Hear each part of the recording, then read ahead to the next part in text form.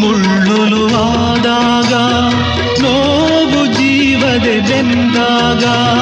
ಶಾಂತಿ ಎದುರೇ ಇರುವಾಗ ಪ್ರೇಮ ಧಾರೆಯ ತರುವಾಗ